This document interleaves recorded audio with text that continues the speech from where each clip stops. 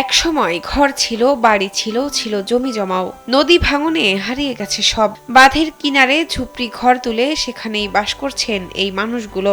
আয়ের কোনো পথ না থাকায় চালের কুড়ো দিয়ে ঝুড়ি পিঠা বানিয়ে জীবিকা নির্বাহ করেন তারা। জানা যায়, প্রতিদিন ভোররাতে বাঁধের প্রতিটি ঝুপড়ি ঘরে নারীদের ঝুড়ি পিঠা তৈরির কাজ শুরু হয়। বড় বড় পাতিলে পানি গরম করার পর তাতে আতপ চালের কুড়ো ও লবণ দিয়ে সিদ্ধ করে নেন তারা।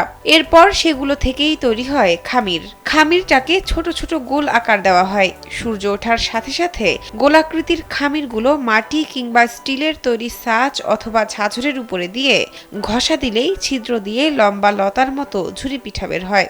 গলায় 4-5টা রোদ লাগে, 5টা দিন লাগে।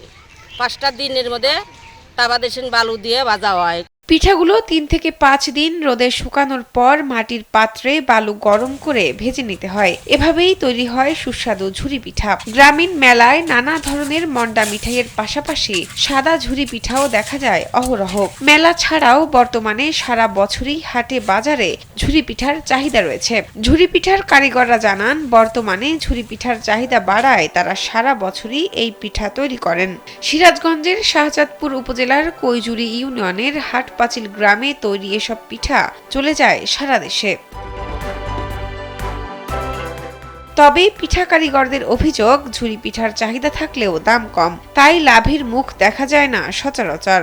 চালের দাম বেশি, জুরির দাম কম। তাহলে ওই লোক হেতা বানায় আর যদি বেশি তাহলে একদিন দেখা যায় যে 1 বস্তায় 1000 লাভ হয়, আবার দেখা যায় যে আর 2 বস্তায় আবার কিছুই হয় না। সংসার চলাই এখন কঠিন হয়।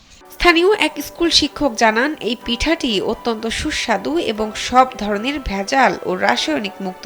তাই সরকারিভাবে যদি আর্থিক প্রণোদনা বা সহযোগিতা করা হয়, এই কুটির শিল্পটি বিকশিত হবে। আমি বলবো আমাদের গ্রাম শুধু এটাই না, এটা আসলে তৈরি করা থেকে যতটুকু আমি দেখেছি বা আমি জানি যে এটার মধ্যে কোনো প্রকার কোনো কেমিক্যাল বা কোনো প্রকার কোনো ভেজালযুক্ত কোনো খাবার এখানে তৈরি করা হয় না। শাহজাদপুর উপজেলা নির্বাহী কর্মকর্তা মোহাম্মদ কামরুজ্জামান জানান, হাট পাঁচিলে ভাঙন কবলিত মানুষগুলো ঝুরি পিঠা তৈরি করে জীবিকা নির্বাহ করেন বলে শুনেছেন তিনি।